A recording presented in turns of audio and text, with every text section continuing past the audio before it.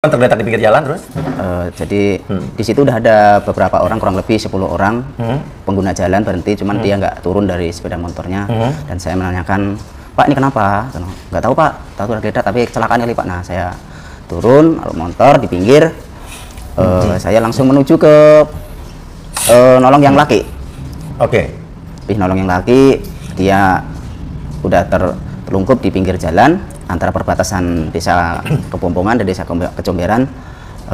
Dia aku geletakin ke guling ya, kan terlungkup agak miring. Oke, jadi motornya di mana motornya? Posisi motor ada di depan, Pak. Motor di depan sana. Depan. Terus Eki yang laki-laki paling bawah. Di belakang motor? Bukan, di belakang motor berarti perempuan. Perempuan jauh dari motornya? Jauh.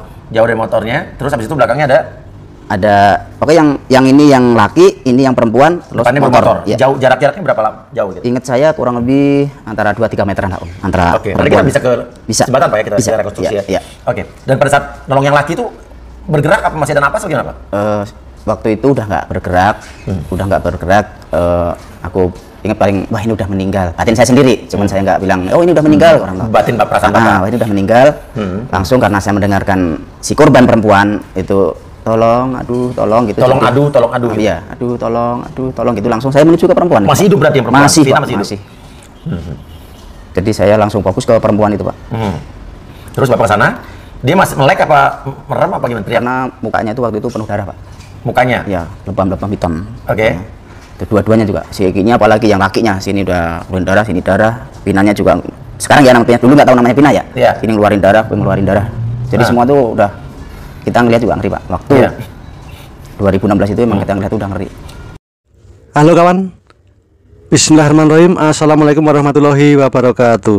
Oke kawan, kali ini langsung aja kita ikuti ya kesaksian dari kubu kubunya saksi-saksi yang semuanya nggak nyambung ya, saksi yang tidak ada pendukung atau saksi yang berdiri sendiri dan saksi yang meragukan, dan seolah-olah kesaksiannya itu cuma ngarang cerita atau halusinasi. Ya mungkin benar tapi ada yang sedikit-sedikit yang diplesetkan, yang dimana kesaksian itu seolah-olah mendukung bahwa saksi itu menjurus ke arah kesaksian pembinian dan pimirkisian. Mari kita simak kesaksian Suroto ya. Kesaksian Suroto. Suja dengan Pak Haji Supardi waktu itu yang piket itu, Pak. Jadi, Pak gimana ini? Mobilnya udah ada ya, bentar lagi datang. Nah, nggak lama, kemudian 10 menitan mobil patroli ranger itu, Pak, itu datang. Itu Vina masih bicara? Masih ya itu, aduh tolong. Aduh gitu. Enggak yang lain-lain, Pak. Aduh dan tolong.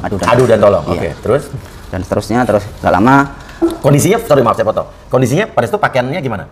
Waktu itu pakaiannya Vina itu karena dulu itu seingat saya pakai rok skinny ya, Om. Rok mini itu tersilak. Dan ini yang bikin geram ya, yang bikin geram saya dan seluruh masyarakat Indonesia. Itu katanya pasca kejadian waktu evakuasi, itu si almarhum Vina pakai rok mini warna hitam dan celdamnya tidak selayaknya di tempat, alias sudah bergeser, bisa dikatakan melorot lah. Dan sama si Surono dibetulkan lagi ke tempat yang pantas, atau ke tempat yang sesuai. Dan di situ ditemukan jaket, entah jaketnya siapa. Suroto nggak ngerti, nggak tahu itu jaketnya siapa. Langsung untuk nutupin bagian-bagian yang vital ya, ditutupkan ke bagian vital punyanya Vina. Oke, lanjut dengerin lagi. Jadi ada jaket tapi tidak di badan Eki atau Vina? Enggak. Oke, warna hijau dan biru apa hijau? Iya, kurang lebih ada jaket di situ. Bapak tutup terus? Tutup udah sambil nungguin mobil datang itu, Pak. Tapi nggak lama mobil datang, ranger patroli datang. Pertama kita naikin yang laki, udah yang laki, terus yang perempuan itu, Pak. Udah yang laki, terus yang perempuannya? Iya. Nah, waktu dinaikin ke mobil ranger, yang perempuan tadi kan masih aduh tolong. Itu masih ngomong juga nggak? Masih. Jadi masih hidup sebetulnya? Jadi masih waktu hidup, Bapak menemukan mereka, itu masih kondisi hidup? Waktu Pina saya temukan itu masih hidup dan minta tolong aduh ke saya. Bicara ya? Iya. Sampai bicara sama Bapak ya? Oke. Ada berita yang menyatakan kesaksian Suroto, penolong Vina, ungkap polisi bawa 2 tersangka setelah kejadian. Itu gimana tuh, Pak? Waktu itu tiap jam 8 sore, jam 20 ya. Besoknya nih? 3 hari atau 4 hari, Om. Itu tiap sore kan saya selalu nongkrong duduk di depan Polsek Talun, di bawah bendera, di samping belakang macan yang itu Om.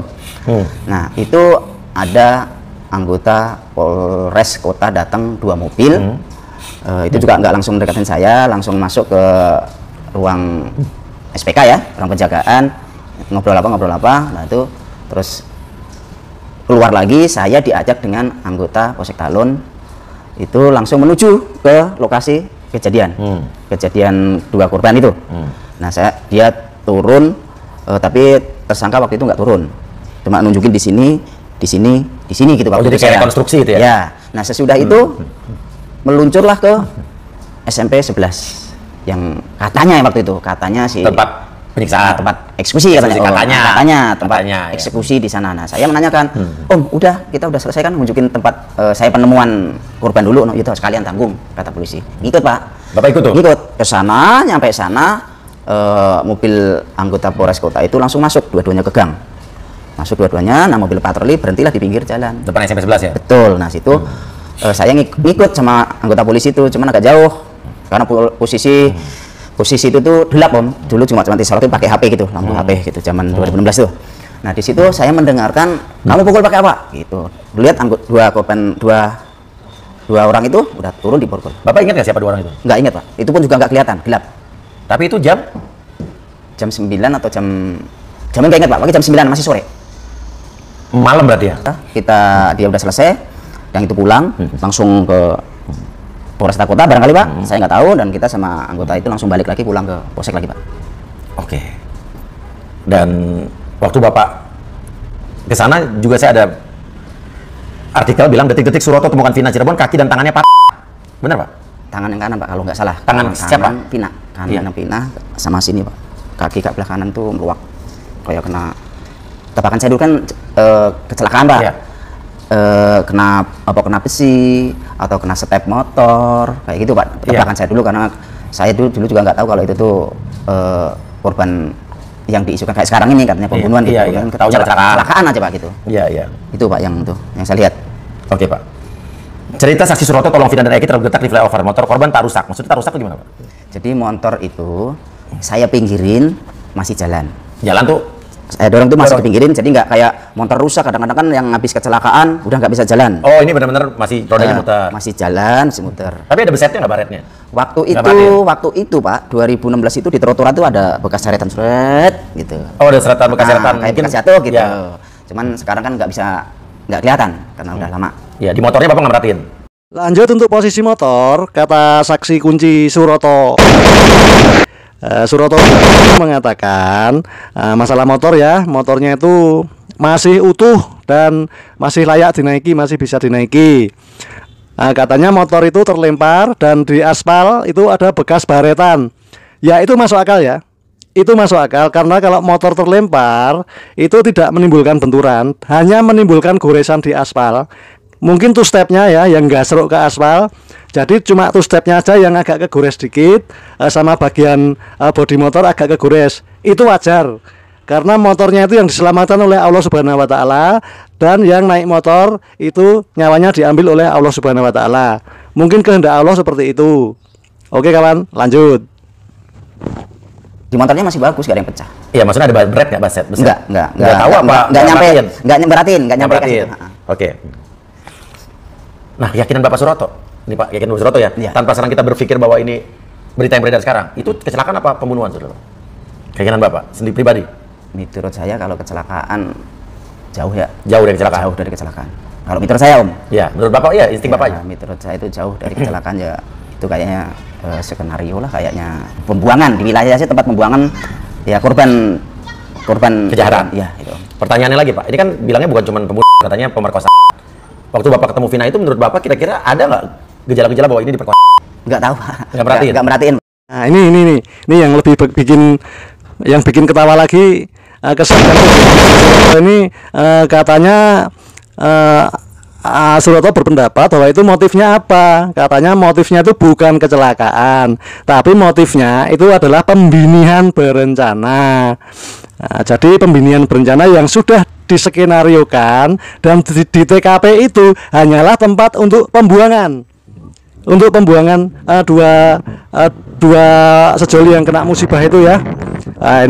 Ini argumen ataupun gimana ya, nggak jelas ini. Jadi nggak jelas ya. Jadi seolah-olah itu terjadi suatu pembinian dan ruda paksa, dan di TKP itu hanyalah tempat pembuangan yang sudah diskenario. Pembiniannya itu sudah diskenario. Masa geng kuli bangunan yang tamatan SD bisa menyekenariokan kasus pembinian dengan sedemikian rupa dan masih nongkrong lagi di dekat TKP? Kalau orang salah itu pasti langsung kabur luar kota kalau habis melakukan pidana. Harusnya gitu. Ini nggak jelas. Oke, lanjut. Pak, kalau ini habis diperkosa apa, yang jelas dulu itu saya betulin rok tersingkap, celananya itu tidak sesuai kayak orang-orang kita make. Gitu, saya tutup kembali, langsung saya tutup lagi pakai jaket yang udah ada di sampingnya itu, Pak. Itu aja. Ini pertanyaan lagi, ini jaketnya siapa ya? Oh, jaketnya bisa lepas dari badan, kayaknya lepas jaket itu nggak mungkin karena kecelakaan. Jaket lepas itu juga mungkin, ya? Pak, karena patah tangannya, Pak. Iya, ini jaket siapa gitu. Betul. Pada saat itu Vina dan Eki pakai helm nggak, Pak? Yang pakai helm laki, Pak. Yang laki pakai helm? Pakai helm aja. Masih pakai helm ya? Tergeletak, tertelungkup, terus saya balikin itu, kayak tidur terlentang itu masih pakai helm, karena ininya nyepit ya, apanya? Kunciannya helm, itu nyepit, saya copot, helmnya takutnya apa pingsan atau apa kayak gitu. Langsung saya helm itu saya copot, itu darahnya di dalam helm itu banyak. Darahnya di dalam helm banyak? Oke. Terus baju, Pak? Baju itu ada bekas-bekas lubang-lubang, luka, tusukan atau apa nggak? Saya nggak merhatiin ke situ, Om ya. Saya ngeliatin pala, darah itu udah ngeri, Om. Tapi di kepala ya? Di kepala. Di badan? Setelah pulang ke rumah, ya ngobrol sama istri ya kayak gitu, Pak. Mak, tadi kecelakaan kok sampai kayak gitunya ya? Bener nggak sih ya, Mak? Gitu. Sama istri itu, Pak. Cuma nggak sama orang-orang lain. Nah, 4 hari itu baru tahu kalau bener adanya kalau korban itu pembunuhan dan gitu, Pak. Iya gitu, Pak. Ramainya dulu di Cirebon kayak gitu, Pak, dulu. Dan kalau emang ini ada pembunuhan ini, kalau bukan 7 orang yang sekarang di dalam, siapa pelakunya? Ini kan harus dicari tahu.